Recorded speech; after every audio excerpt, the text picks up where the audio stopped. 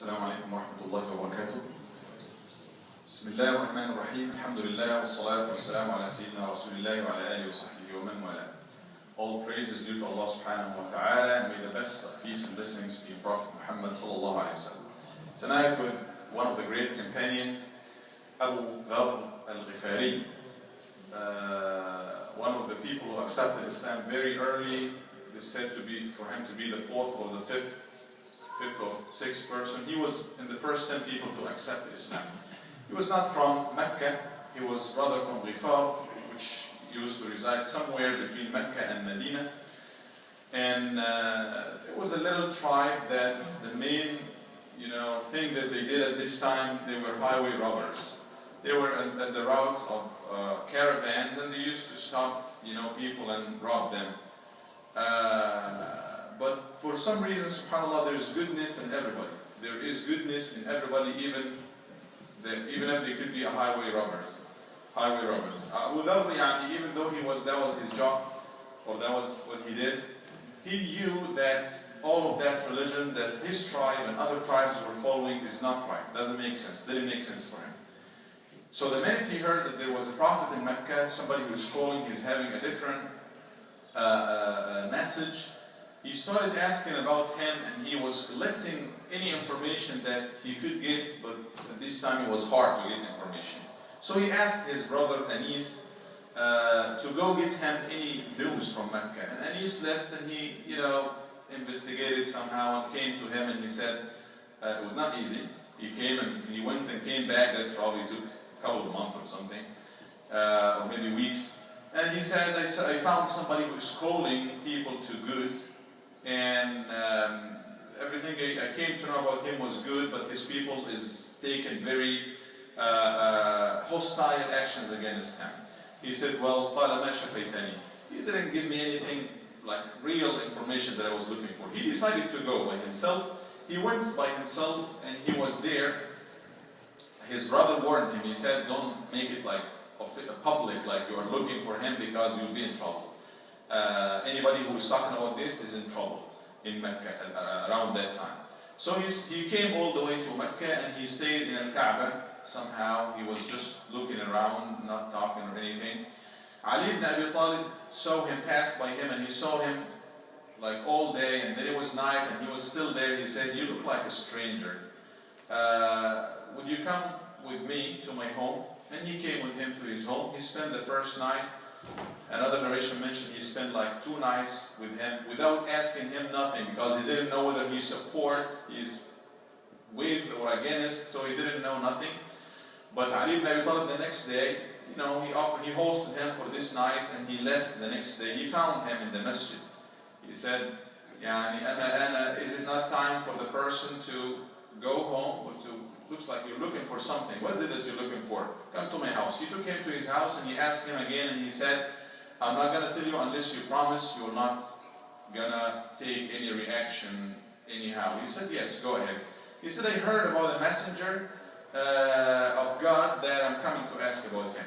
قال إنه لرسول الله حقا. By Allah, he is the true messenger of Allah. And he started talking about him. وإنه he is, And Ali Snapshots, he was so happy to, found that somebody coming all the way to ask about the Prophet. And he took him, and he said, well, next day I will take you to where he is. You follow me, because you will be in trouble. People came to know that you are coming from. You follow me, and if I see anything wrong, I will stop somehow. If you see me stop, you better go somewhere else. So he followed him all the way to the Prophet ﷺ. He didn't even turn around. Abu-Tharr was not worried at all. All his direction, his goal, he is coming to meet this Prophet. You're talking about the highway robbers. Sometimes we look at each other, just because you do some prayers or stuff, that you are higher than anybody else. You don't want to look down at anybody. There is goodness in everybody. This man coming all the way to the Prophet ﷺ, Allah brought him, Allah got him across with Ali radiallahu anhu, or put Ali in his way. He ended up being with the Prophet ﷺ, and he said, Assalamu alayka ya Rasulullah, peace be unto you, Rasul. Even before Tahiyyat al-Islam كانت معروفة, and that was even before Salam was known. It is even said that Abu-Tharr was the first one ever to greet the Prophet ﷺ with Assalamu alayka, peace be unto you. Anyways, he said, Nabi Sallallahu Alaihi Wasallam, you know, offered or presented Islam for him, and it was a few seconds that he accepted Islam. And Nabi Sallallahu told him Al-Quran and a lot of stuff about Islam. He stayed with him for a while, and then he said, do not announce it, do not let Quraysh know about that you accepted this faith, or else you will be in trouble. But he decided he was not that kind of man. Remember Umar radiallahu anhu, he was not as strong as Umar, but his faith and his zeal was close to Umar. He was like from the same category of people. He said, وَالَّذِي بَعَثَكَ بِالْحَقِّ, by the one who sent you with the truth, I'm going to go out right now and announce in front of them. And he got out in front of everybody and he said, I bear witness there is no God except Allah, Muhammad is the messenger of Allah. قالوا فقوموا إلى هذا الصابغ. All of them, they got, let's get to this convert. And they all kept hitting him and so on. And he came back, you know, before he comes back Al-Abbas, he was still, you know, following his people. He said, you are killing somebody from Al-Gifaarie, and you know it's in the route, in the way of your caravans. You are putting yourself in trouble. They left him at this point. Then he asked Nabi Sallallahu Alaihi Wasallam to leave, and he left to his back to where he came from.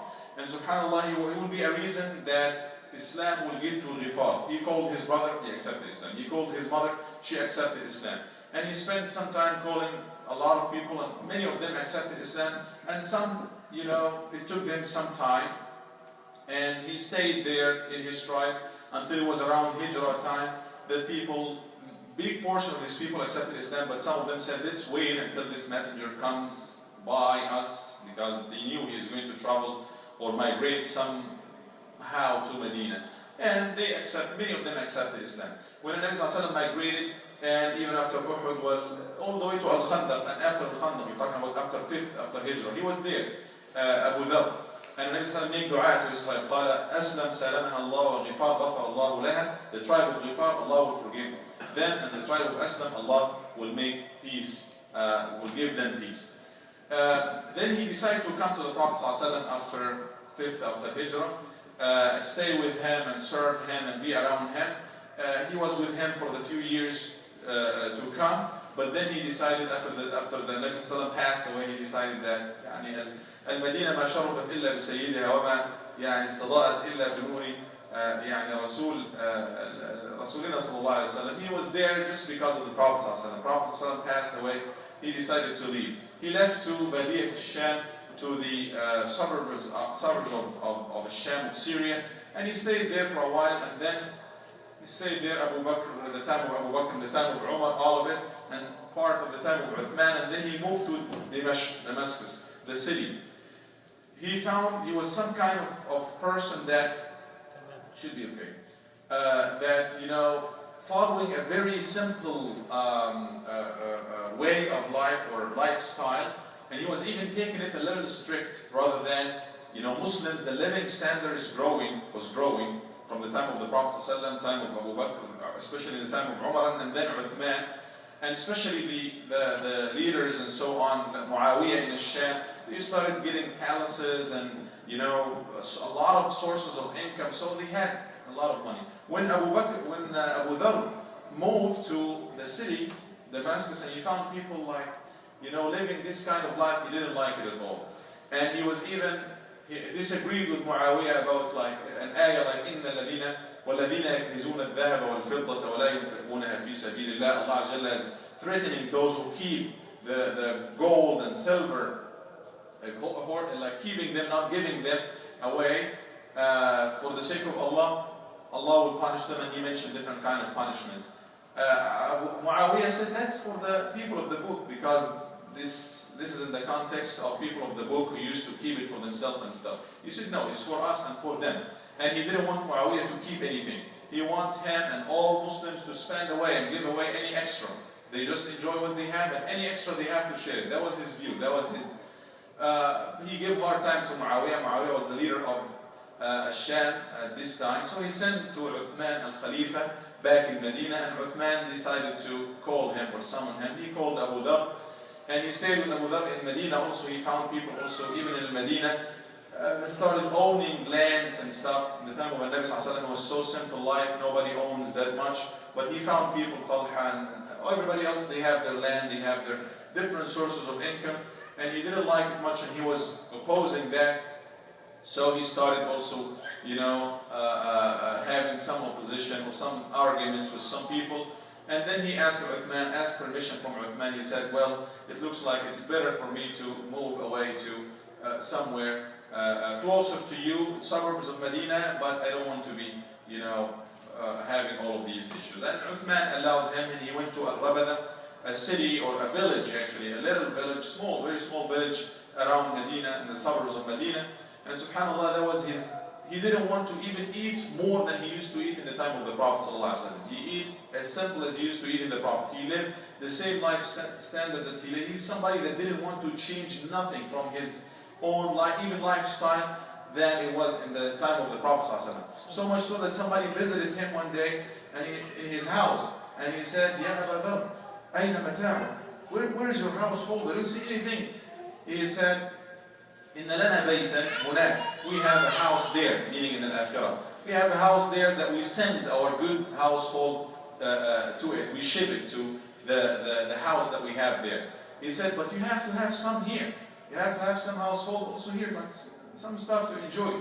قال إن صاحب البيت وإن رب البيت لا يمهلنا أو كذا. He said the owner of the house is not going to let us stay in it forever. That's why I'm sending all the household for the eternal house there, subhanAllah.